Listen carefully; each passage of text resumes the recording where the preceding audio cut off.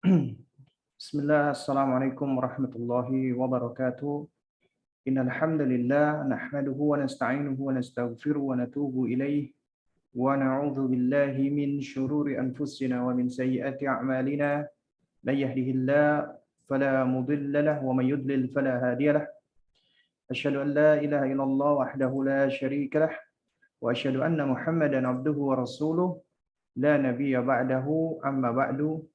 فإن أصدق الكلام كلام الله وأحسن الهدى هدى محمد صلى الله عليه وعلى آله وسلم وشر الأمور محدثاتها وكل محدثة بدعة وكل بدعة ضلالة وكل ضلالة في النار أما بعد.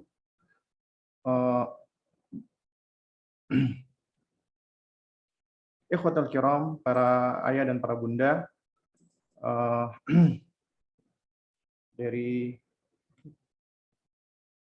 Bulan Bintang Islamic School dan juga bagi para jamaah sekalian mengikuti kajian kita di sore hari ini. Alhamdulillah kita bersyukur kepada Allah Subhanahu wa taala yang telah melimpahkan berbagai macam kenikmatan untuk kita semua, yang mana nikmatnya Allah begitu banyaknya dan begitu luasnya sehingga kita tak akan sanggup untuk menghitung atau menyebut nikmat-nikmat Allah Subhanahu wa taala yang ada.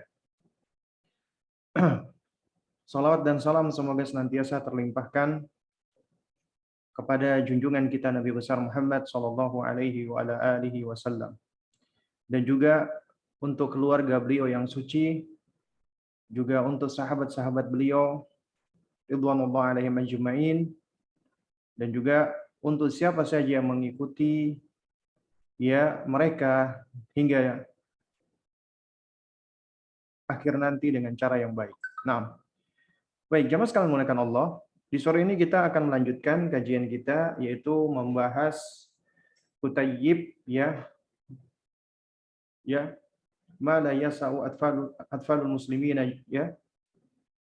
jahluhu. Perkara-perkara yang tidak sepatutnya anak-anak kaum muslimin tidak mengetahuinya. Dan kita masuk di etika atau adab di masjid, Jadi yang kita bahas sekarang adalah etika atau adab di masjid. Nah, jamaah sekalian yang dimuliakan Allah Subhanahu wa taala, kita tahu bahwasanya agama kita ini adalah agama yang sempurna, dan satu-satunya agama yang Allah Subhanahu wa taala ridho dengannya. Nah, kesempurnaan agama kita ini tentunya membahas berbagai macam mulai dari etika atau adab bangun tidur hingga kita kembali ke tidur. Apalagi kalau berbicara tentang tempat ibadah atau masjid. Masjid. Nah, jamaah sekalian dimuliakan Allah Subhanahu wa taala,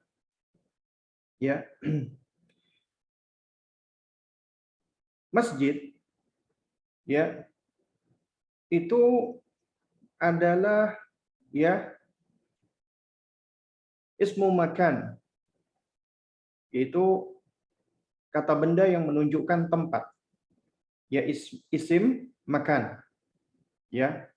Makan di sini artinya tempat, yaitu isim ismu makani man sajada,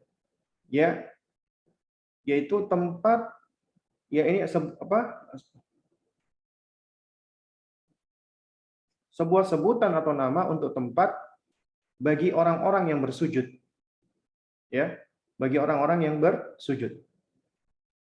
Nah, jadi jamaah sekalian menggunakan Allah Subhanahu wa taala. Jadi masjid itu adalah isim makan.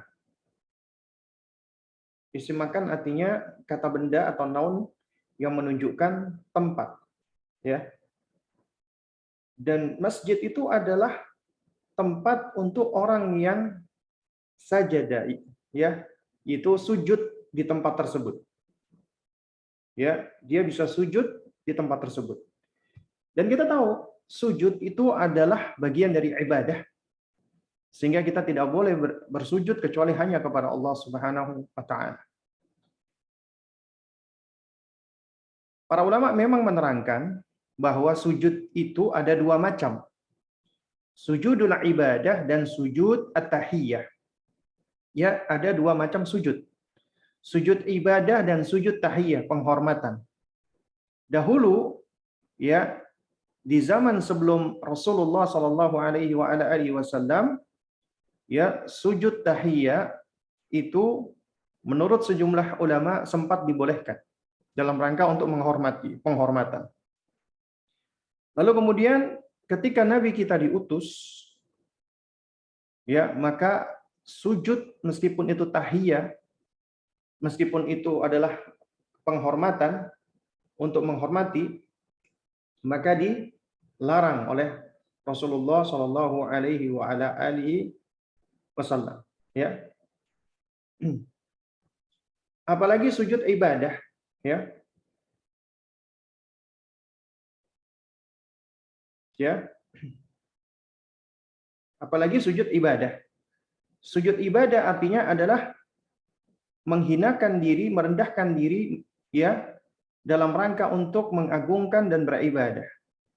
Sehingga tentunya siapa yang sujud ibadah kepada selain Allah, dia langsung jatuh kepada kesyirikan. Kafir dia. Ya, dia kafir. Lantas sebagaimana dengan perintah Allah Subhanahu wa taala kepada malaikat dan iblis, ya, yang Allah perintahkan untuk sujud kepada bapak kita Nabiullah Adam alaihissalam, ya. Adam alaihissalam, ya. Baik, jamaah sekalian yang dimuliakan Allah Subhanahu wa taala, ya. Jika kita perhatikan misalnya di dalam surat Al-Baqarah, ya, dalam surat Al-Baqarah ayat ke-34, Allah Subhanahu wa taala berfirman, wa idz qulna lil malaikati usjudu li Adama fasajadu illa iblisa aba wastakbara wa kana minal kafirin. Ya. Allah Subhanahu wa taala berfirman, dan ingatlah ketika kami mengatakan kepada malaikat, memerintahkan kepada malaikat, ya, yaitu apa? Usjudu li Adam, sujudlah kalian kepada Adam. Allah memerintahkan malaikat untuk sujud kepada siapa? Kepada Adam. Fasajadu, maka semuanya sujud illa iblis, kecuali iblis. Aba wastakbar, iblis itu enggan dan menyombongkan diri. Wa kana minal kafirin, dan dia termasuk orang-orang yang kafir. Ya. Nah, jadi jamaah sekalian menggunakan Allah Subhanahu wa taala, kata sujud di sini adalah sujud tahiyyah. Juga sama, ya. Di dalam surat Al-A'raf ayat ke-11, Allah Subhanahu wa taala berfirman, "Walaqad khalaqnakum tsumma sawwarnakum tsumma qulna lil malaikati usjudu li Adama fasajadu illa iblisa lam yakun minas sajidin." Ya, dan sungguh kami telah menciptakan kamu, kemudian membentuk, ya, rupamu. Kemudian kami perintahkan kepada malaikat, ya, bersujudlah kalian kepada Adam, maka mereka pun sujud kecuali iblis. Iblis tidak termasuk, ya, makhluk yang mau bersujud. Nah, juga dalam surat Al-Isra misalnya ayat 21, Allah berfirman, wa idz qulna lil malaikati, ya, usjudu li Adama fasajadu illa iblisa qala, ya, asjudu liman khalaqta tina, ya. Nah, kalau kita perhatikan surat Al-Isra, ya, dan ingatlah ketika kami memerintahkan malaikat, sujudlah kalian kepada Adam, maka sujudlah mereka semua, illa iblis, kecuali iblis. Kemudian apa jawaban iblis? Coba perhatikan, apa jawaban iblis? Qala, iblis berkata, ya, asjudu liman khalaqta tina, ya, ya Allah, apakah aku harus bersujud kepada makhluk yang engkau ciptakan dari tanah? Kenapa? Karena iblis menganggap dirinya adalah, ya, lebih mulia. Karena di ayat berikutnya surat Al-Isra, iblis berkata kembali, qala, ya, ya, ya, afwan. Ya. Lalu iblis berkata kembali, qala ara'aitaka hadzal ladzi karramta 'alayya la in akhartani ila yaumil qiyamati ya la ahtanikanna dzurriyyatahu illa qalila. Nah, iblis berkata, "Ya Allah, jelaskan kepadaku, apakah ini yang lebih engkau muliakan daripada aku, yaitu Adam?" Ya. Dan sekiranya ya Allah, engkau mau memberikan aku waktu, engkau tangguhkan ya aku hingga sampai di hari kiamat, maka aku pasti akan menyesatkan keturunannya, keturunan Adam. Ya, kecuali hanya sedikit saja. Kecuali hanya sedikit. Nah, ini juga diulang-ulang lagi di sejumlah ayat. Nah, di sini jemaah sekalian muliakan Allah, ya. Allah memerintahkan kepada malaikat untuk bersujud. Nah, lalu mulai muncullah ya orang-orang nyeleneh. Ya, orang-orang yang aneh dan nyeleneh. Nah, ada di antara mereka ini terutama orang-orang yang terpengaruh dengan mutasawwifah, ya tasawuf yang hulu yang ekstrim, ya yang sampai meyakini adanya hulul ya atau adanya inkarnasi antara Allah dengan makhluk atau wahdatul wujud ya, yaitu istilahnya manunggaling kaula Gusti atau yang semisalnya. Nah, mereka itu berargumentasi dengan Al-Qur'an. Wa'bud rabbaka hatta ya'tiyakal yakin. Sembahlah kepada Rabbmu sampai datangnya al-yakin. Al-yakin maknanya adalah al-maut menurut para ulama. Ya. Karena kematian dikatakan al-yakin karena itu sesuatu yang diyakini. Semuanya yakin akan mati, akan dihampiri dengan al-maut. Semuanya. Tapi mereka orang-orang mutasawwifah, orang-orang sufi yang ekstrem ini mengatakan hatta ya'tiyakal yakin, sampai datangnya keyakinan. Artinya kalau seorang hamba sudah yakin sampai kepada tingkatan yang paling tinggi, itu sudah sampai tingkatan yakin, ya. Yakin itu berarti dia sudah mencapai derajat hakikat, maka dia udah nggak perlu lagi beribadah. Kenapa? Karena dia sudah bersatu dengan Allah. Waliyadzubillah, waliyadzubillah. Nah, di antara mereka ini, itu sebenarnya adalah orang-orang zindik, orang munafik yang masuk ke dalam Islam dalam rangka untuk merusak Islam, dan mereka masuk melalui aliran-aliran dan kelompok-kelompok sesat seperti ya Sufia, Syiah dan yang semisalnya. Termasuk kalangan ya liberal saat ini. Nah, di antaranya mereka mengatakan ya untuk menghina tauhid, untuk melecehkan tauhid, ya untuk meremehkan tauhid. Jadi mereka membuat bahasa satir ya. Bahasa-bahasa sindiran. Ya. Di antaranya mereka mengatakan iblis itu adalah makhluk yang paling bertauhid, mentauhidkan Allah. Ya, iblis itu yang paling mentauhidkan Allah. Ya. Di antara argumentasinya adalah ketika diperintah diuji oleh Allah untuk sujud kepada Adam, iblis nggak mau. Karena iblis hanya mau sujudnya kepada Allah. Subhanallah. Ya. Jadi mereka memutarbalikkan. Menurut mereka, iblis itu adalah yang paling mentauhidkan Allah. Sementara malaikat itu ketika disuruh sujud kepada selain Allah mau. Ya.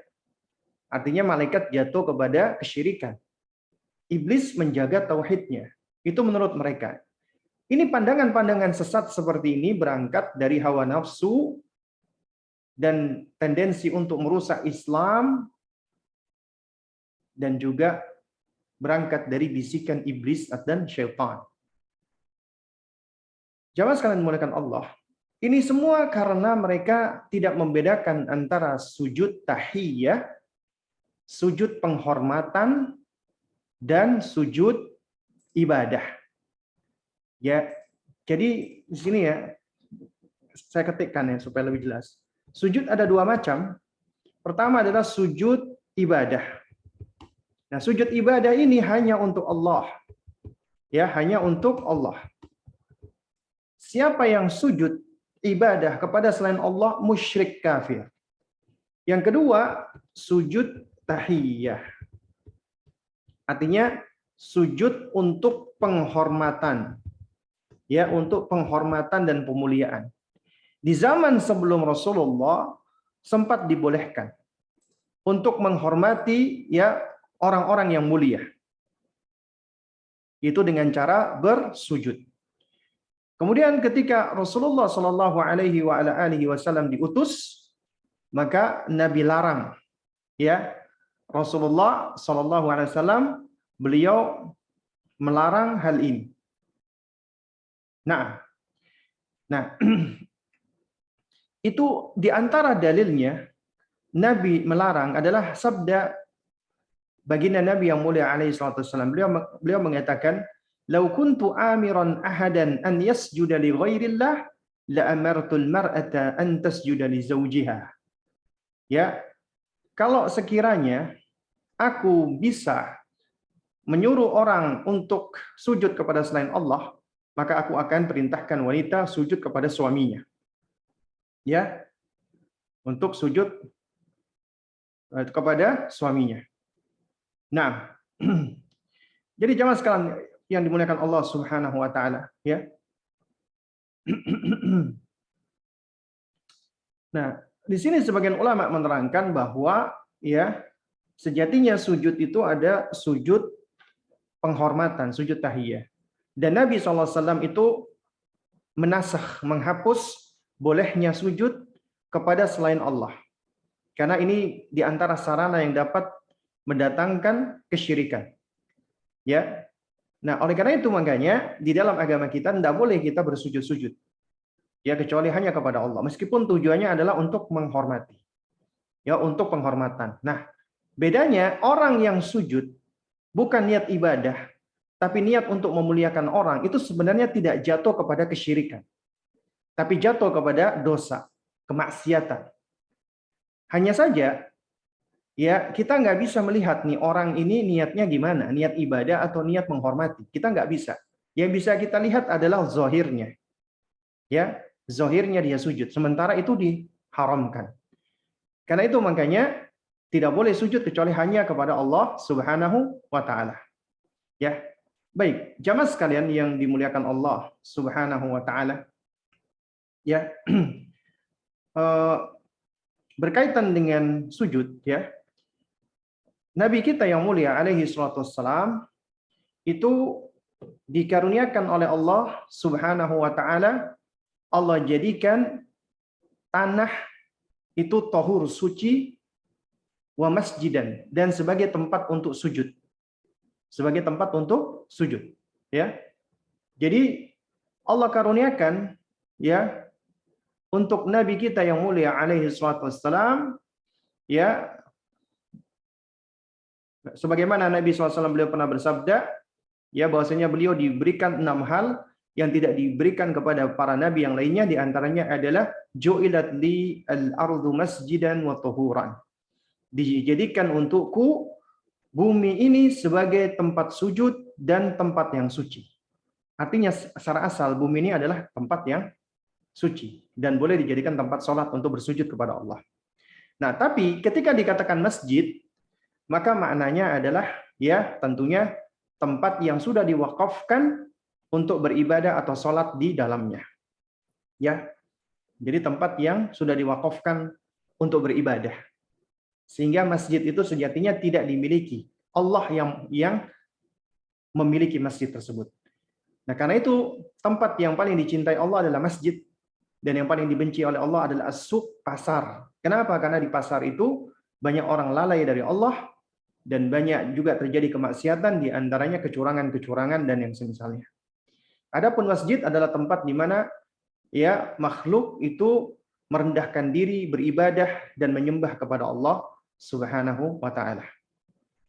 Nah, oleh karena itu jamaah sekalian dimuliakan Allah, kita perlu ajarkan kepada anak-anak kita bahwasanya masjid ini adalah tempat yang dicintai Allah Subhanahu wa taala, ya. Tempat yang harus kita muliakan. Karena di masjid inilah seorang hamba dia akan berkomunikasi, berbicara ya berhubungan dengan Allah Subhanahu wa taala. Sehingga seorang mukmin dia harus menghadirkan di dalam dirinya pengagungan dan pemuliaan kepada masjid, tempat yang dimuliakan Allah dan juga dimuliakan Rasulullah. Sebagaimana telah saya jelaskan di kesempatan yang lalu, asalnya semua makhluk Allah itu sama. Kita nggak boleh mengatakan ini lebih baik, ini lebih utama, ini lebih afdol daripada yang lainnya, kecuali apabila ada dalilnya. Dalilnya tentunya berangkat dari Allah dan Rasulnya. Karenanya kita nggak boleh mengatakan bahwasanya suku ini lebih mulia dari suku itu.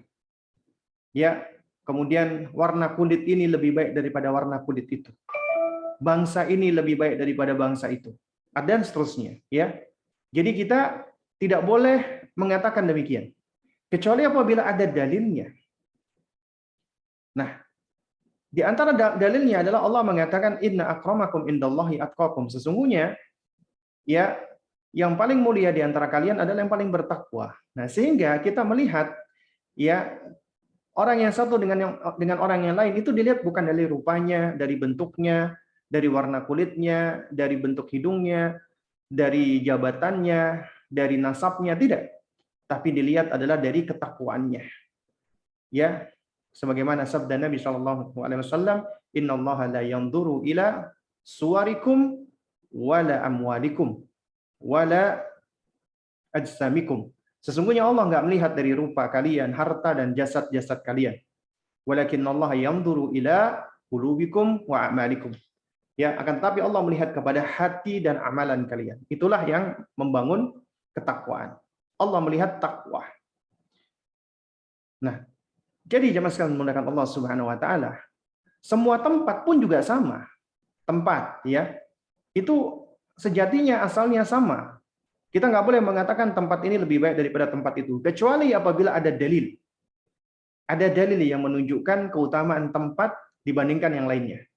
Seperti Allah memuliakan masjid dibandingkan tempat-tempat lain, karena itu termasuk syiar. Maka kita pun juga wajib untuk memuliakan masjid Allah, rumah Allah, maka dikatakan Baitullah, ya, dibandingkan tempat-tempat yang lainnya, karena ini tempat orang beribadah. Ya. Nah, juga demikian, semua masjid asalnya sama. Nggak boleh kita katakan Masjid Istiqlal lebih utama daripada Masjid Al-Ikhlas misalnya. Nggak boleh, kecuali ada dalilnya.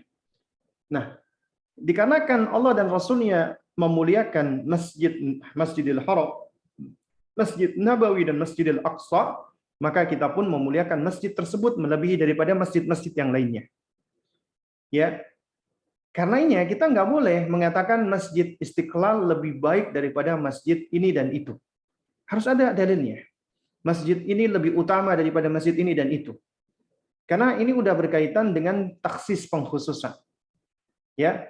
Nah, juga demikian ketika kita sudah berada di dalam masjid, kita nggak boleh mengatakan ya posisi di sini lebih baik daripada posisi di situ. Kecuali apabila ada dalilnya. Di antara dalilnya adalah yakni manakala seseorang ketika sholat, maka shaf terbaik bagi laki-laki adalah di depannya. Ya, adalah di bagian depan. Tapi dia nggak boleh mengkhususkan.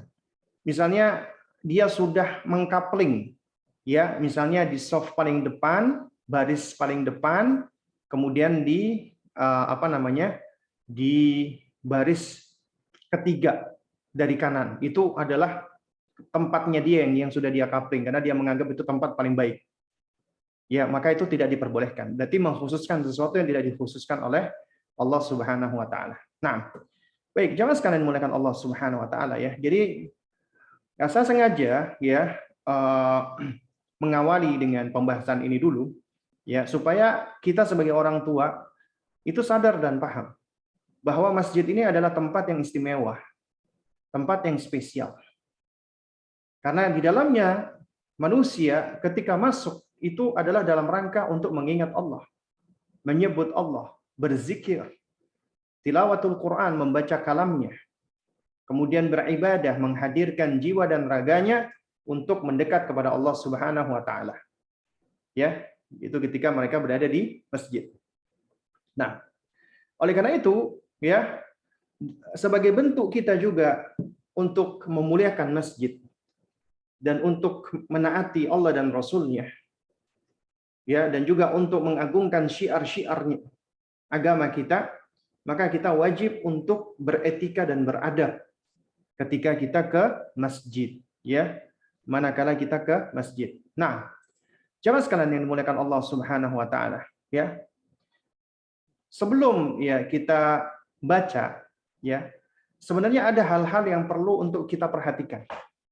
Yaitu apa? Yang pertama, ya, di antara etika sebelum kita dan anak kita ajak ke masjid, maka ajarkan dulu etika manners semenjak dari rumah. Yaitu apa? Kita sudah mulai motivasi dia, dorong dia, hasung dia. Nah, kita sekarang akan ke masjid. Kita akan mengunjungi rumah Allah Subhanahu wa taala. Tempat yang mulia. Tempat di mana manusia berkumpul di dalamnya, meletakkan anggota tubuhnya yang paling tinggi di tempat yang rendah dalam rangka untuk mengagungkan Allah, memuliakan Allah, mensucikan Allah, beribadah kepada Allah, bertakarub dan mendekatkan diri kepada Allah. Artinya, ketika kita akan pergi ke masjid, kita akan bersua dan berjumpa dengan Allah. Kita akan berjumpa dengan Allah. Meskipun perjumpaan kita adalah bukan berjumpa kepada Allah, ya, dengan cara kita melihat Allah. Memang Allah uji kita di dunia, kita belum bisa melihat Allah. Tapi seorang mukmin yang dia belajar akidah dan tauhid, ya, maka ketika dia mencapai derajat ihsan, derajat paling tinggi, manakala dia beribadah, maka dia beribadah seakan-akan melihat Allah. Sebagaimana kata Nabi SAW ketika ditanya tentang ihsan, anta'budallaha ka'annaka tarahu. Engkau beribadah kepada Allah seakan-akan engkau melihat Allah. Seakan-akan Anda melihat Allah. Seakan-akan. Artinya memang kita nggak bisa tahu, ya, saat ini bagaimana rupa bentuknya Allah. Karenanya dikatakan ka'annaka. Nah, inilah tingkatan paling tinggi, musyahadah. Ya, yaitu tingkatan paling tinggi, musyahadah. Menghadirkan musyahadah, seakan-akan kita bisa melihat Allah. Karena penglihatan manusia itu bukan cuma mata. Bukan cuma dengan, ya, al-basar. Tapi manusia juga bisa melihat dengan al-basirah, dengan mata hatinya. Sehingga yang dimaksud seakan-akan melihat Allah itu adalah penglihatan dengan mata hati, bukan dengan mata kepalanya. Jadi dia menghadap Allah Subhanahu wa taala. Seakan-akan melihat Allah meskipun dia nggak tahu bagaimana rupa dan bentuknya Allah. Karenanya tidak semua orang Islam mampu untuk melakukan hal ini. Karenanya ini adalah tingkatan ihsan yang paling tinggi, musyahadah. Dan Nabi pun tahu, makanya Nabi katakan, ya, fa illam takun tarahu fa innahu yaraka. Jika kalian tidak mampu untuk menghadirkan diri kalian seakan-akan melihat Allah, maka ketahuilah sejatinya Allah melihatmu. Allah mengawasimu. Allah memperhatikanmu. Nah, ini baru muraqabah. Kita merasa diawasi Allah. Ya. Jadi tingkatan ihsan paling tinggi adalah musyahadah. Baru kemudian muraqabah. Kalau kita nggak bisa menghadirkan di dalam ibadah seakan-akan kita melihat Allah, maka ketahuilah Allah melihat kita. Allah menyaksikan kita. Itu tetap ihsan. Ya. Jamaah sekalian yang dimuliakan Allah Subhanahu wa taala. Ya. Anak-anak yang kita didik dari semenjak kecilnya dengan akidah yang lurus, tauhid yang benar. Ya, lalu kemudian kita koneksikan hatinya dengan Allah sehingga tumbuh rasa cintanya kepada Allah. Maka inilah yang akan membantu dia dengan taufik Allah menjadi anak-anak yang bisa meraih derajat ihsan.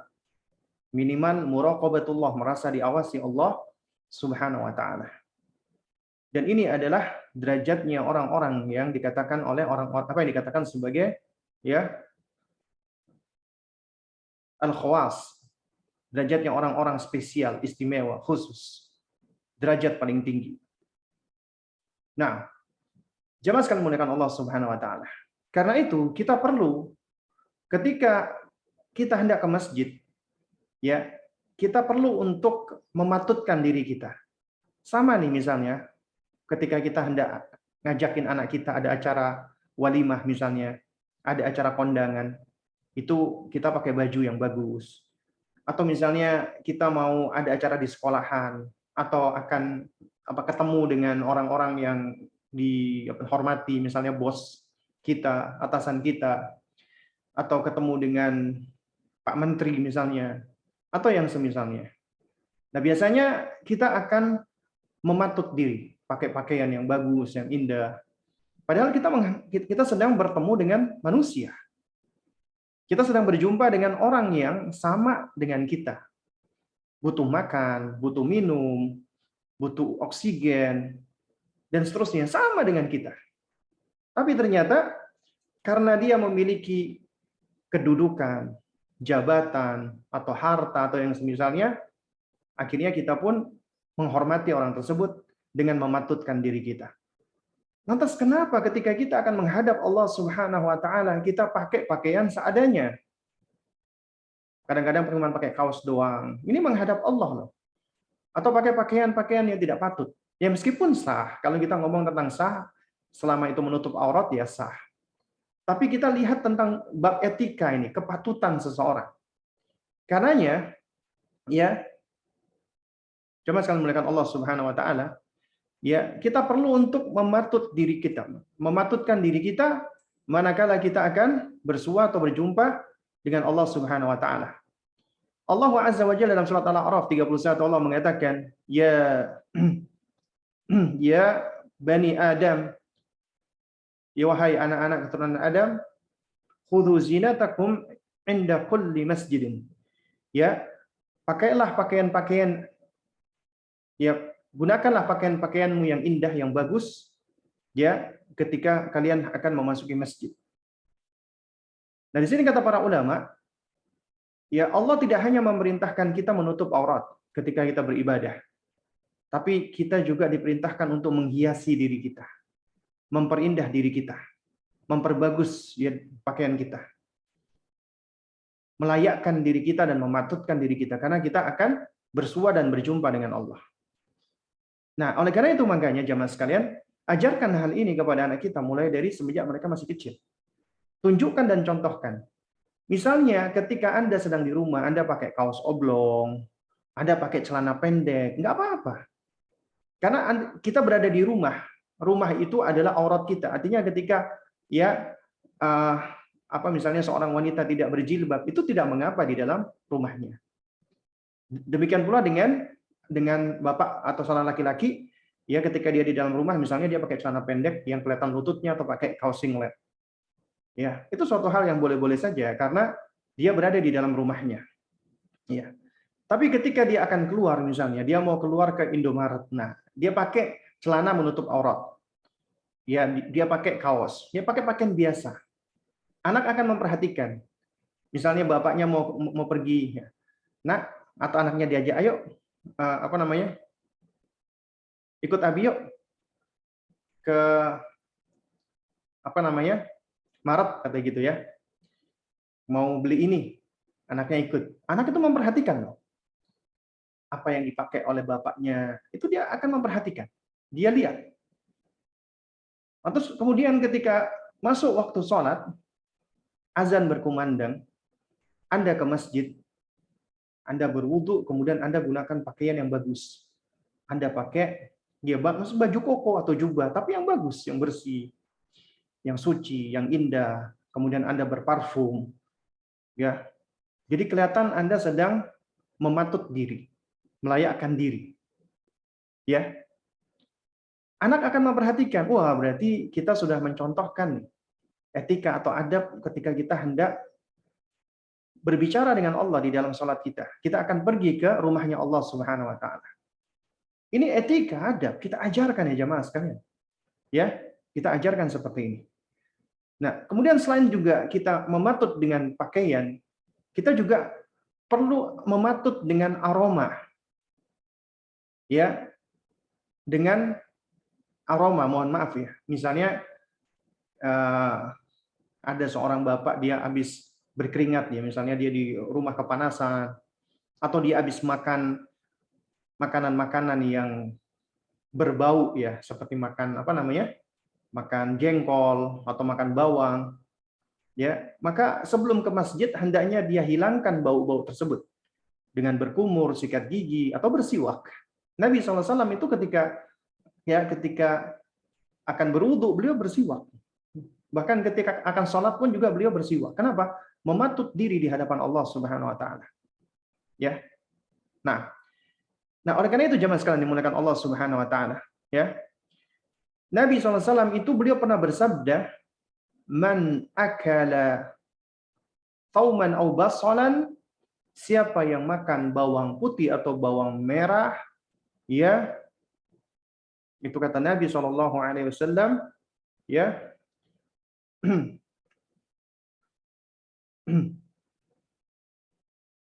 ya, man akala thauman au basalan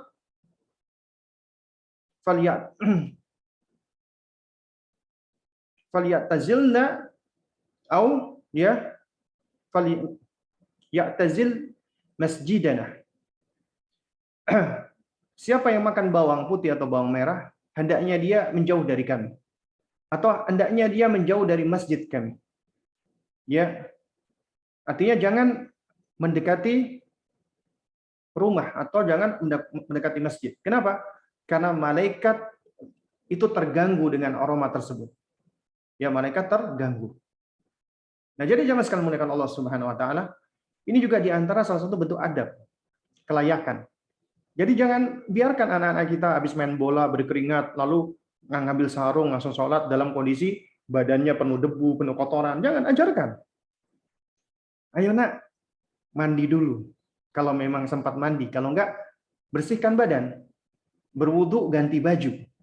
Pakai sarung yang bersih, pakai baju yang bersih. Karena mau menghadap Allah, pulangnya ganti baju lagi. Silakan pakai baju yang tadi atau baju yang lain. Jadi upayakan ketika sholat itu memakai pakaian tersendiri, pakaian untuk sholat dalam rangka untuk mematut diri. Memang bukan yang wajib. Memang ini bukan hal wajib, bukan. Tapi ini etika, adab ya jemaah sekalian. Ya, yang perlu kita ajarkan untuk anak-anak kita. Terus kemudian juga ya jemaah sekalian ya. Sebelum kita baca yang diterangkan oleh Syekh di sini, juga di antara etika ketika kita akan ke masjid adalah yaitu etika berjalan menuju ke masjid. Nah, banyak nih orang yang ketika berjalan menuju ke masjid itu kadang-kadang lari, ngebut. Enggak. Etikanya adalah kita ya berjalan dengan tenang. Berjalan dengan tenang. Ya. Khudu was sakinah. Tidak tergesa-gesa dan juga tidak berlambat-lambat, tapi dengan tenang. Ya. Nah, di dalam sebuah riwayat ya. Jadi pernah suatu ketika Rasulullah SAW itu sedang sholat, kemudian beliau mendengar suara gaduh. Selesai sholat, Nabi SAW berkata di hadapan sahabatnya. Beliau bertanya, ya, masya'nukum, ya, apa yang terjadi dengan kalian tadi? Qalu, maka sahabat-sahabat yang berada di belakang Nabi tadi yang terdengar gaduh ya, gaduh karena dari gerakannya susut gitu kan, karena cepat-cepatan. Mereka mengatakan istajalna ila shalah. Ya Rasulullah, kami tadi itu tergesa-gesa menuju ke salat. Itu kata sahabat.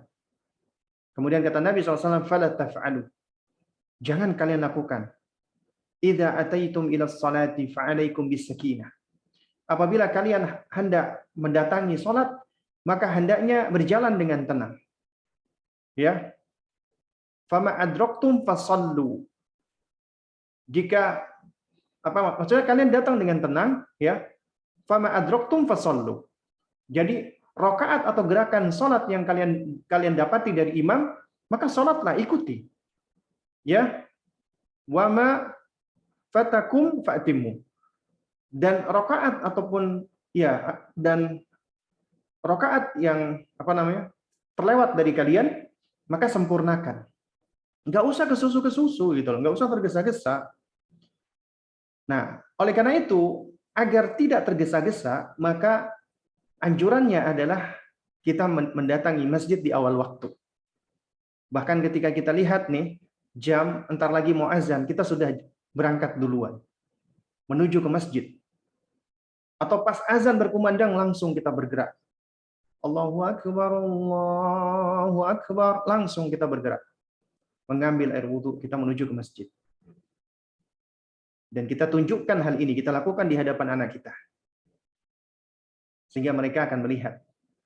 Dan kita ajak mereka. Ya, tanpa perlu kita paksa dulu. Apalagi di usia anak-anak di bawah 7 tahun. Mereka akan memperhatikan ini. Ya. Dan demikian ketika kita malas-malasan, menunda-nunda, datang belakangan, anak juga akan mencontoh, akan meniru gitu. Karena itu makanya jamaah, kita ini adalah cerminan mereka. Kita ini adalah cermin dan mereka adalah refleksi kita. Jadi kalau kita lihat mereka itu malas beribadah, itu nggak lepas juga dari kita gitu loh. Ya. Nah, jadi ya jemaah sekalian muliakan Allah, ini ajarkan etika-etika ya ketika kita hendak menuju ke masjid. Nah, lalu kemudian juga jemaah sekalian muliakan Allah Subhanahu wa taala ya. Itu juga di antara doa ini juga bagian dari adah, maksud saya bukan bukan sekedar ada ya, tapi ini adalah etika nubuah ya, adab yang diajarkan Rasulullah. Dan doa itu ibadah.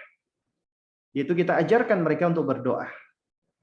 Jadi ketika hendak menuju ke masjid, ajarkan mereka mengucapkan doa, Allahumma ja'al fi qalbi nuran, wa fi lisani nuran, waj'al fi sam'i nuran, waj'al fi basari nuran, waj'al min khalfi nuran, wa min amami nuran, waj'al min fawqi nuran, wa min tahti nuran, Allahumma atini nuran.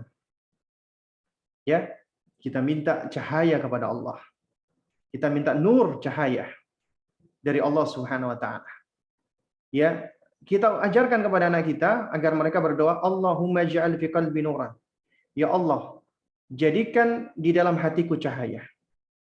Atau jadikanlah cahaya di dalam hatiku. Wa fi lisani nuran, dan cahaya di lisanku. Waj'al fi sam'i nuran, dan jadikan cahaya di telingaku atau pendengaranku. Waj'al fi basari nuran, jadikanlah di cahaya di penglihatanku. Waj'al min khalfi nuran, jadikanlah cahaya di belakangku.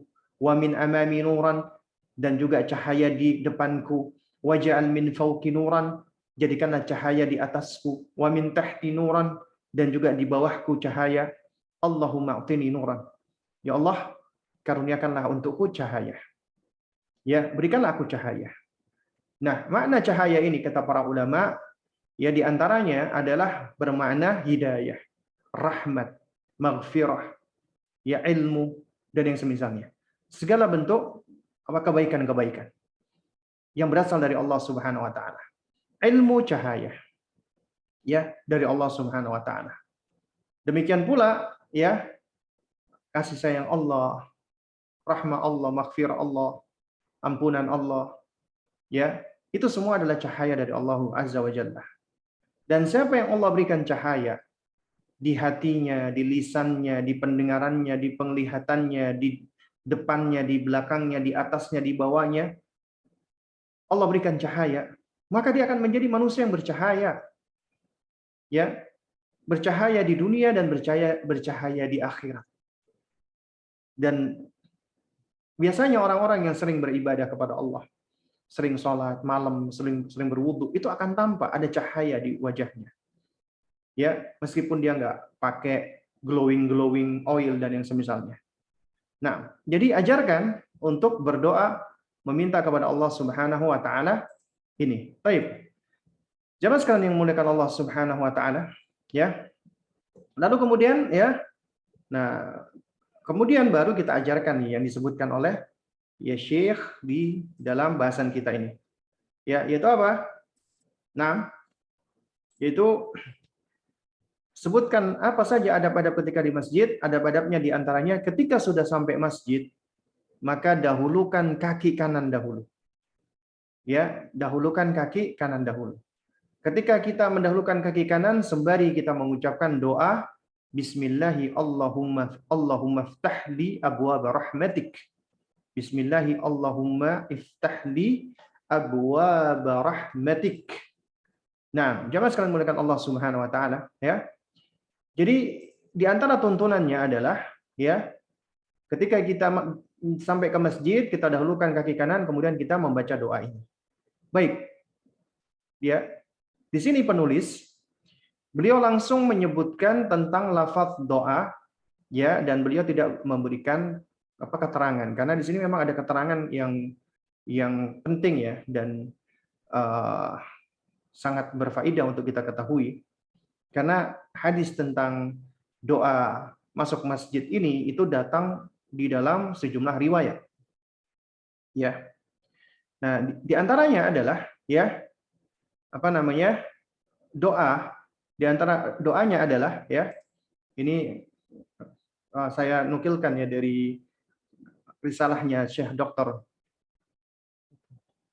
Khalid As-Sabit, ya, hafizahullah taala, ya. Yang pertama adalah diriwayatkan oleh Al-Imam Abu Dawud rahimahullah di dalam sunannya, di dalam bab Kitabus Shalah, bab fima yaquluhu ar-rajulu 'inda dukhulil masjid. Ya, bab tentang apa yang diucapkan oleh seseorang ketika masuk ke masjid. Ya, dan hadis ini disahihkan oleh Syekh Al-Albani di dalam Sahih Abu Dawud. Yaitu hadis yang mulia alaihi salatu wassalam, ya, bunyinya adalah, ya, ketika seorang datang ke masjid hendaknya dia mengucapkan bismillahi wassalatu wassalam ala Rasulillah Allahumma iftah li abwaaba rahmatik. Jadi disebutkan bismillah, kemudian salawat dan salam untuk Rasulullah, kemudian baru Allahumma iftahli abwaaba rahmatik. Ya Allah, bukakanlah pintu, ya, bukakanlah untukku pintu-pintu rahmatmu. Jadi ada salawat, ya, di sini. Bismillahi wassalatu wassalamu ala Rasulillah. Ya. Lalu kemudian juga di sini yang menarik adalah, ya, di sini, ya, Syekh Dr. Khalid As-Sabit hafizahullah taala, beliau menerangkan bahwa at-tasmiyatu fi hadha dzikri inda dukhuli ila al-masjid yaqulu fil hasyiyati rawahu Ibnu Sunni wa hassanahu al-Albani, ya, fi Ats-Tsamaril Mustata'. Ya, hadis ini yang menyebutkan tasmiyah bismillah, ya, yaitu ketika diucapkan pada saat masuk ke masjid, itu di catatan kaki disebutkan hadis riwayat Ibnu Sunni dihasankan oleh Al-Albani di dalam kitab Ats-Tsamar Al-Mustata'. Ya. Nah, ucapan tasmiyah atau basmalah tadi, bismillah, ya, fi awwalihi, yaitu di awal zikir ini atau awal doa ini, ja'at min hadithi Fatimah, yaitu berasal dari hadis Fatimah radhiyallahu anha, yaitu diriwayatkan oleh Imam Ibnu Majah. Tapi Syekh Al-Albani itu taroju. Taroju itu artinya beliau menganulir pendapatnya yang sebelumnya beliau mensahihkannya. Ya, awalnya beliau mensahihkannya, ya, kana qad sahahahu thumma taraja an dzalika. Awalnya beliau sahihkan, kemudian beliau rujuk dari pendapat mensahihkan hadis tersebut. Lalu kemudian juga hadis dengan tasmiyah atau bismillah ini juga datang dari hadis Anas bin Malik, diriwayatkan oleh Al-Imam Ibnu As-Sunni. Nah, itu dihasankan oleh Syekh Al-Albani rahimahullah. Beliau mengatakan hadis hasan. Kemudian beliau tarujuk lagi. Beliau menganulir lagi pendapatnya, dan ini suatu hal yang biasa, ya, ulama ahli hadis ketika beliau menelaah kembali dan beliau melihat para perawi-perawi hadisnya, ya, lalu kemudian beliau berpendapat di akhir pendapatnya bi anna tasmiyata fi awwalihi munkar au yakni anna hadhihi riwayah, ya, hukima 'alaiha bin nakarah. Jadi pendapat beliau yang terakhir adalah ucapan basmalah ini adalah riwayat yang mungkar. Ya. Jadi riwayat yang mungkar ini artinya adalah riwayat yang menyelisihi hadis yang lebih kuat. Ya, hadis yang lebih kuat. Nah, singkatnya jamaah sekalian mengatakan Allah Subhanahu wa taala. Ya. Itu kata Syekh Dr. Khalid As-Sabit hafizahullah, ucapan at-tasmiyah fi awwali hadha dzikr idza arada an yadkhul al-masjid la tathbut wa la tasih. Ya, ucapan bismillah di zikir ini ketika akan masuk masjid itu adalah tidak valid dan tidak sahih. Ya. Ini adalah ijtihad yang dikuatkan diambil oleh Dr. Khalid As-Sabit dan ini juga Syekh Albani taroju. Ya, beliau menganulir pendapatnya. Nah, sehingga hadis yang kuat adalah sebagaimana hadis Abi Humaid dan Abi Usaid dari Nabi SAW, "Idza dakhala ahadukum al-masjida falyusallim 'ala Nabi SAW, thumma qul Allahumma iftah li abwaaba rahmatik." Jadi apabila kalian masuk ke masjid, maka hendaknya kalian mengucapkan salam kepada Rasulullah, kemudian kalian mengucapkan doa, Allahumma iftah li abwaaba rahmatik, ya Allah, bukakanlah bagiku pintu-pintu rahmat. Artinya yang dianjurkan kita mengucapkan salawat kepada Rasulullah sallallahu alaihi wasallam. Ya. Jadi ini yang dikuatkan oleh Syekh Dr. Khalid As-Sabit, yaitu as-salatu wassalamu ala Rasulillah Allahumma iftah li abwaaba rahmatik. Namun juga diperbolehkan kita mengucapkan bismillah, ya, tapi ini sebagai keumuman. Keumuman ketika kita hendak melakukan kebaikan-kebaikan, termasuk kita hendak masuk ke dalam masjid. Ya. Jadi tanpa kita anggap ini adalah sebagai sunnah. Kecuali bagi antum yang meyakini bahwasanya riwayat hadis ini adalah riwayat hadis yang sahih atau yang hasan, maka hendaknya dia mengamalkan. Intinya ulama ada perbedaan pendapat berkaitan dengan hal ini. Ya. Sebagian ulama itu menghasankan dan mensahihkan tasmiyah bismillah ini, sehingga bagi yang meyakini tentang kuatnya riwayat ini, silakan baca bismillah, Allahumma iftah li abwaaba rahmatik. Ya. Nah, tapi yang lebih kuat lagi adalah jangan lupa untuk bersalawat kepada Nabi. Bismillah, ya, Allahumma salli ala Muhammad, ya. Ya. Allahumma iftah li abwaaba rahmatik, ya. Nah, jadi jangan lupa untuk apa? Untuk bersalawat kepada Rasulullah sallallahu alaihi wa ala alihi wasallam. Ya, bismillahi wassalatu wassalamu, ya, ala Rasulillah Allahumma iftah li abwaaba rahmatik, ya. Ya Allah, bukakanlah bagiku pintu-pintu rahmat. Baik. Ya, ini sedikit faidah ya tentang abwaab rahmah, ya, pintu-pintu rahmat, ya. Nah, di sini yang perlu kita pahami bersama, ya, makna abwaab, makna pintu di sini, ya, itu diterangkan oleh sebagian ulama, kata rahmah di sini itu bermakna surga. Bermakna surga. Ya Allah, bukakan bagiku pintu-pintu surgamu. Artinya ketika kita hendak mendatangi rumah Allah Subhanahu wa taala, ya, masjid itu adalah di antara baitin min buyutillah. Kemudian kita meminta kepada Allah agar Allah membukakan pintu-pintu surganya. Dan pintu surga itu ada 8. Kemudian kita meminta kepada Allah agar Allah bukakan ke semua pintu surga tersebut untuk kita. Ya, atau yang kedua, maknanya adalah asbab. Maknanya adalah asbab, sebab. Ya Allah, bukakanlah untukku sebab-sebab untuk bisa meraih rahmatmu, kasih sayangmu. Ya, maknanya adalah faktor atau sebab. Agar kita bisa mendapatkan rahmat atau kasih sayang Allah Subhanahu wa taala. Ya. Nah, dan juga sebagian ulama yang lain itu juga menjelaskan, ya, yaitu di antara maknanya adalah segala bentuk al-khairat, kebaikan-kebaikan termasuk ilmu. Ya Allah, bukakanlah bagiku segala pintu kebaikan dan juga termasuk dalamnya ilmu, agar aku mendapatkan ilmu dan mendapatkan, ya, al-khairat atau kebaikan di dalamnya. Nah, jadi ketika kita mengucapkan doa ini, Allahumma ftahli abwaaba rahmatik, ya Allah, bukakanlah bagiku pintu-pintu rahmatmu, maka kita meminta segala kebaikan. Surganya Allah, ya kebaikan dari Allah Subhanahu wa taala, ya, dan juga segala sebab-sebab yang dapat mendatangkan ilmu, kebaikan dan surganya Allah Azza wa Jalla. Nah, jadi itu diantara etika ketika kita masuk ke masjidnya Allah Subhanahu wa taala. Nah, baik. Lalu kemudian jamaah sekalian dimuliakan Allah, setelah masuk masjid di antara etikanya adalah salat tahiyatul masjid. Nah, di sini yang perlu kita pahami bersama, istilah tahiyatul masjid adalah istilah yang disebutkan oleh para ulama. Sebagaimana kita tahu arti tahiyah itu artinya adalah pemuliaan. Ya, tadi di awal kan kita sempat sebut dua macam sujud, sujud tahiyah dan sujud ibadah. Tahiyah itu artinya penghormatan, artinya kita memuliakan dan menghormati masjid Allah. Kita memuliakan rumah Allah Subhanahu wa taala, di antaranya dengan salat 2 rakaat.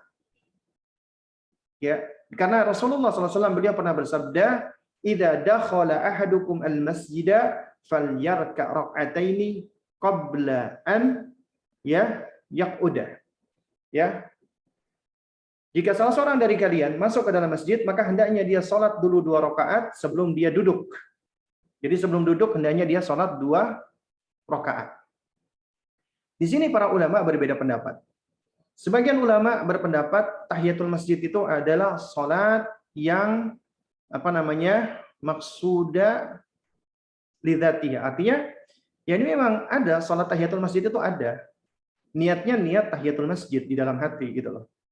Sebagian ulama yang lain itu menyebutkan sebenarnya tidak ada salat khusus tahiyatul masjid. Yang ada adalah kita salat, entah itu salat mutlak, salat qobliyah, atau salat wudu, ya, atau salat yang lainnya, misalnya duha, ya, maka itu sudah termasuk salat tahiyah, ya, salat tahiyah. Nah, dan ini adalah pendapat yang lebih rajih dari yang saya pahami. Wallahu a'lam bishawab. Ya. Di antara alasannya adalah karena memang tidak ada satupun riwayat yang datang ya yang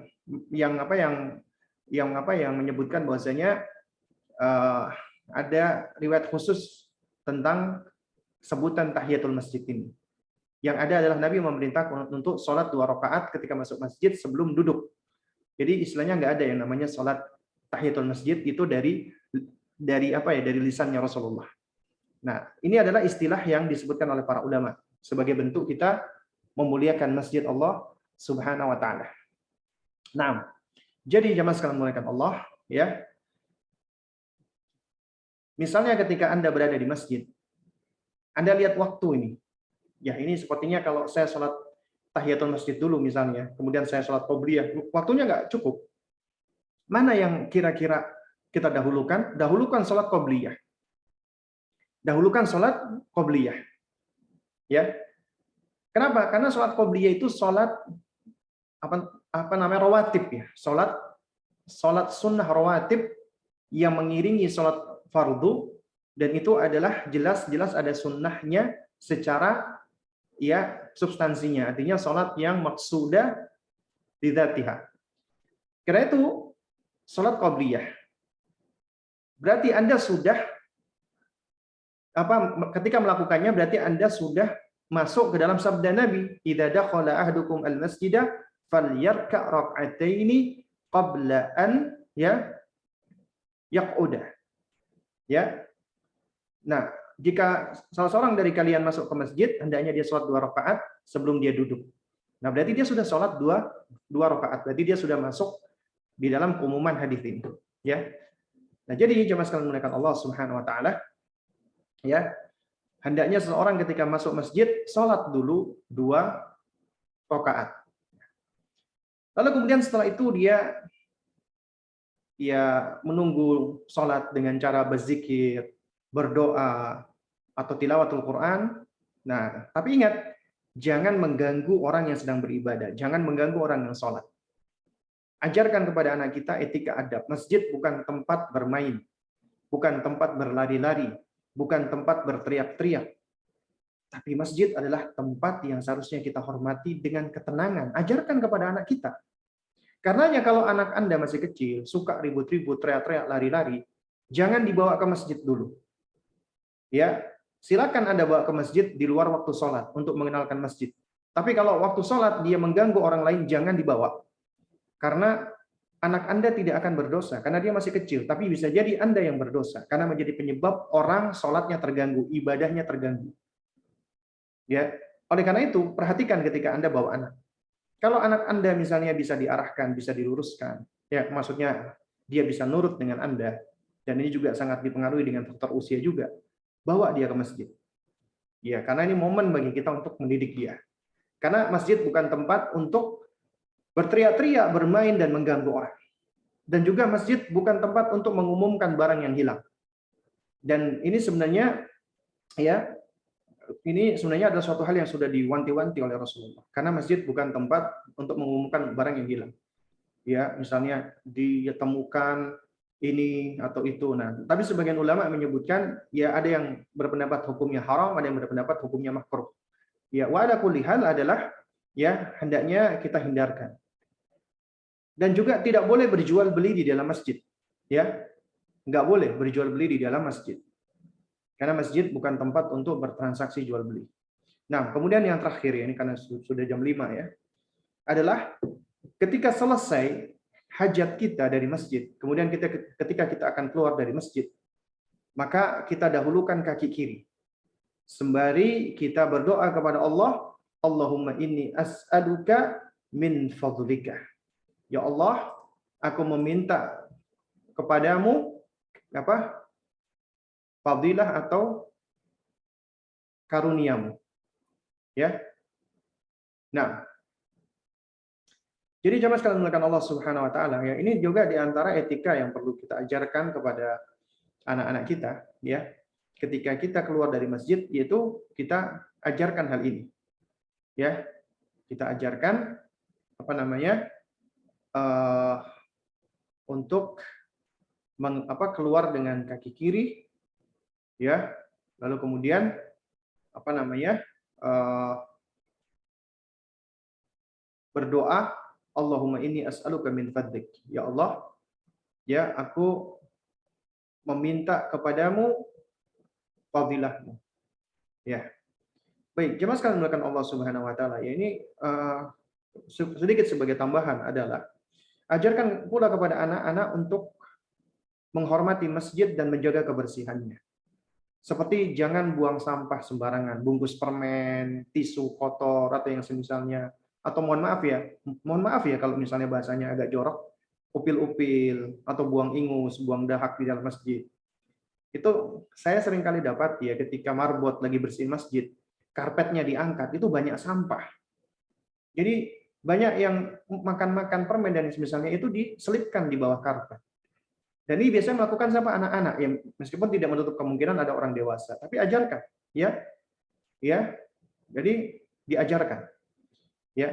Juga ajarkan kepada mereka untuk tidak membuang ludah, membuang dahak, ingus juga ke masjid, ya. Nah, lalu kemudian juga ajarkan juga ke anak-anak kita ketika datang ke masjid itu juga agar tidak melewati orang yang sedang sholat. Ada orang yang sholat, jangan biarkan anak kita melewatinya, ajarkan mereka. Ya. Nah, dikatakan sabda Nabi SAW, Nabi pernah mengatakan, "Lau ya'lamu al-maru baina yadayil musalli ya madha alaihi lakana an yakifa arba'ina ya aman khairul lahu min an yamurra baina yadayhi." Ya, seandainya orang yang akan lewat di depan orang yang sholat itu tahu ya bahaya yang akan dia dapati, maka niscaya dia akan memilih untuk berhenti. Ya, berhenti, tidak bergerak dulu selama 40 tahun, itu lebih baik darinya daripada dia melewatin orang yang sedang sholat. Ya, jadi ajarkan. Ya, jangan apa namanya melewati orang yang sedang sholat. Ya. Nah, terus kemudian juga ajarkan pula ke anak-anak kita, jangan banyak ngobrol di masjid, apalagi bicara tentang hal-hal dunia. Ya. Dan jangan nyanyi-nyanyi di masjid. Nah, ini sekarang banyak masjid-masjid ya, itu yang dijadikan sebagai tempat nyanyian sekarang ini. Waliyadzubillah. Di mana-mana merebak. Masjid dijadikan tempat nyanyian. Ya, mulai dari nyanyinya lagunya si Sabian atau si siapa lagi itu ya. Ya, itu dijadikan tempat nyanyian sekarang. Dan anak-anak berkumpul termasuk orang-orang dewasa. Dan mereka menganggap ini sebagai suatu hal yang baik. Padahal ini sesuatu yang tidak pernah dituntunkan oleh Rasulullah, nggak pernah diamalkan oleh sahabat, nggak ada satupun riwayat yang sampai kepada kita. Nah, meskipun itu dari Imam Syafi'i misalnya, ya, apalagi pakai pengeras suara, ya, ini adalah suatu hal yang diada-adakan di dalam agama. Mudah-mudahan Allah Subhanahu Wa Taala memberikan hidayahnya untuk mereka dan mengampuni, ya, mereka. Dan ini bisa menjadi dosa jariah bagi orang yang pertama kali mengajarkan dan mengajarkan hal ini ke anak-anak mereka dan dipraktekkan anak-anak, kemudian dipraktekkan lagi oleh cucu-cucunya dan seterusnya. Dosa jariah. Seakan-akan perbuatan baik tapi ternyata ya perkara yang dapat mendatangkan kemaksiatan ataupun dosa. Waliyadzubillah. Ya. Baik. Jemaah sekalian muliakan Allah Subhanahu wa taala, mungkin ini yang bisa saya sampaikan ya di kesempatan kita pada sore hari ini. Baik, ini sudah ada pertanyaan ya.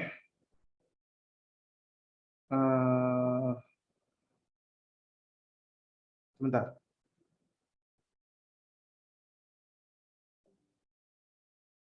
Ini ada pertanyaan.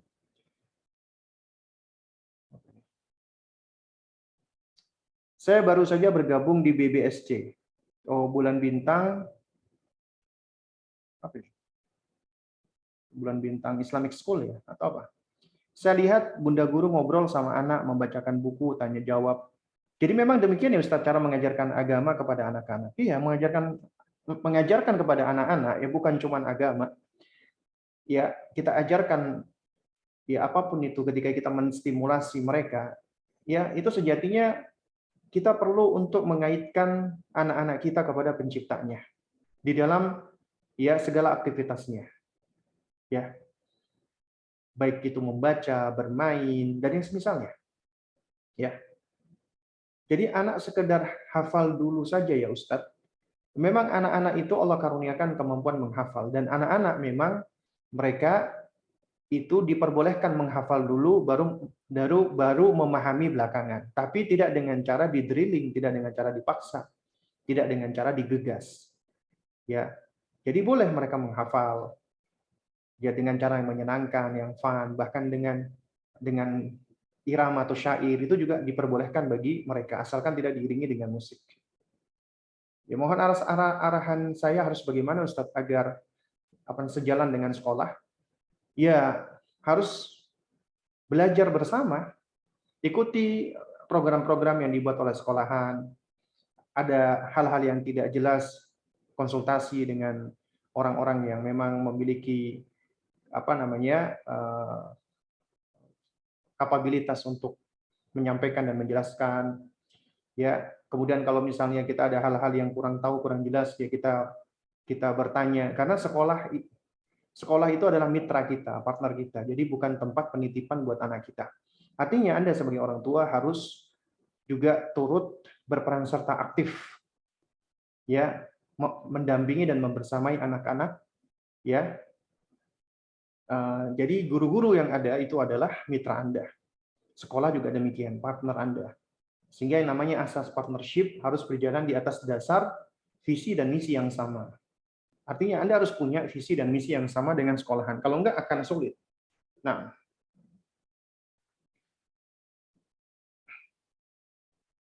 saya sendirian sedang belajar manhaj salaf. Keluarga saya multi agama. Saya sudah berusaha tidak mengucapkan selamat di 25 Desember ini. Akan tetapi rumah ada kumpul keluarga dan saya tidak enak kalau tidak menyapa keluarga Om. Apakah boleh saya bertemu mengucapkan selamat dia, tapi tidak lengkap hanya selamat aja?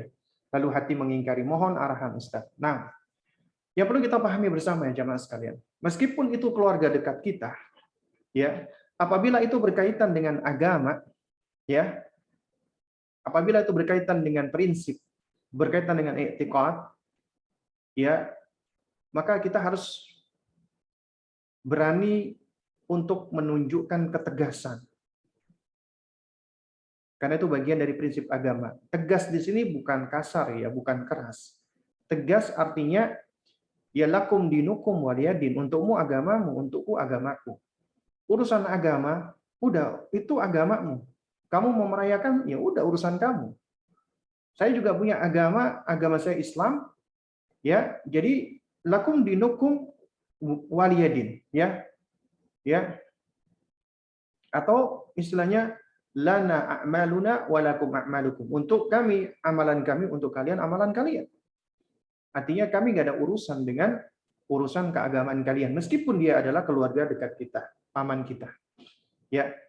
Nah, sekarang kenapa sih kita harus merasa berat hati harus mengucapkan selamat dan lain sebagainya? Kenapa kita harus mengucapkan selamat? Padahal itu urusan agamanya. Kalau urusan dunia, boleh-boleh saja kita ucapkan selamat. Dia baru punya anak. Om, selamat ya, baru punya anak. Misalnya dia baru naik jabatan. Om, selamat ya atas naik jabatannya. Urusan duniawi boleh. Ya, kita ucapkan seperti itu boleh, urusan duniawi. Tapi kalau udah urusan agama, nggak boleh kita mengucapkan. Ya, apalagi jika berkaitan dengan perayaan-perayaan agama. Meskipun kita ngomong selamat ya, karena konteksnya selamat yang kita ucapkan adalah selamat perayaan tersebut, meskipun kita maksudnya bukan seperti itu. Ya. Nah, jadi kalau misalnya ada kumpul-kumpul, ya, jadi kita cuman sekedar say hello, ya, kemudian kita bertemu, ya, ya udah, cuman sekedar itu saja, ya. Adapun sampai mengucapkan selamat dan semisalnya itu kita hindari. Apalagi sampai kita ikut-ikutan melakukan perayaan-perayaan mereka. Nah, jadi dalam masalah agama nggak ada yang namanya nggak enak gitu, nggak ada. Kita lebih mendahulukan haknya Allah. Karena di dalam perayaan mereka itu mengandung pelecehan kepada Allah. Sampai-sampai langit itu nyaris runtuh gara-gara ucapan mereka yang mengatakan Allah memiliki anak. Sementara kita sering membaca surat Al-Ikhlas, ya, lam yalid wa lam yulad. Allah tidaklah beranak dan tidak pula diperanakkan. Itu akidah kita gitu loh. Sepatutnya ketika ada orang yang mengatakan Allah punya anak, kita marah seharusnya. Kita ingkar di dalam hati kita. Apalagi sampai merayakannya. Ya, kita harusnya lebih ingkar lagi. Nah, karena itu makanya ya kita nggak usah khawatir dengan pandangan orang, meskipun itu keluarga kita. Kita dicemooh, dicibir, atau kita dimarahi, diomeli, ya konsekuensi. Ini adalah konsekuensi yang sebenarnya tidak berat. Kemudian setelah itu kita tetap berbuat baik. Kita tunjukkan akhlak yang baik karena kita muslim adalah orang yang berakhlak, berakhlakul karimah. Ya. Jadi ini adalah namanya perkara prinsip. Nah, jadi kita nggak perlu beralasan nggak enakan. Ya. Karena tentunya kalau kita ngomong nggak enak, lebih nggak enak lagi dengan Allah Subhanahu wa taala. Ya. Ustaz, teman saya pernah bilang, yang masuk surga tanpa hisab hanya 70.000 orang. Ya memang benar. Ya. Jadi kita seperti tidak ada harapan untuk langsung tidak dibersihkan dulu di neraka. Mohon penjelasannya Ustaz. Ya ini nggak benar. Keliru. Keliru besar. Dan ini adalah pendapat yang berangkat dari pesimisme.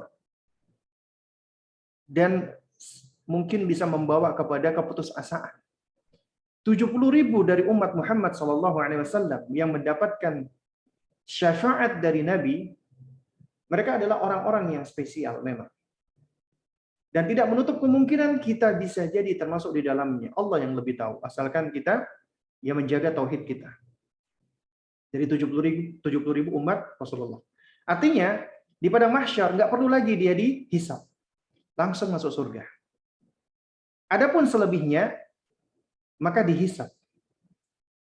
Nah, ketika di mizan ditimbang, Allah hamparkan semua amal perbuatannya, ditimbang, maka apabila yang berat adalah amal kebaikannya, maka timbangan kanan yang lebih berat menjadi ashabul yamin. Wajahnya ceria. ya wajahnya bersinar-sinar. Sementara di sisi lainnya ada orang-orang yang lebih berat bagian kirinya, keburukannya. Mereka adalah ya apa namanya? Ashabus shimal, ya, golongan kiri. Wajahnya muram, berduka. Nah, adapun ashabul yamin, mereka adalah orang-orang yang telah ditimbang. Allah Maha Adil dan mereka bisa masuk surga. Dan mereka akan masuk ke dalam surga Allah Subhanahu wa taala. Adapun ashabus shimal, maka mereka tahta masyiatillah. Apabila Allah ampuni, Allah masukkan ke surga. Apabila Allah menghendaki mereka diazab dulu, maka mereka pun juga akan diazab oleh Allah Subhanahu wa taala. Baru kemudian Allah ampuni dan maafkan dan Allah masukkan ke dalam surga. Jadi nggak benar anggapan selain 70.000 berarti kita semua pasti masuk neraka. Nggak benar. Ya.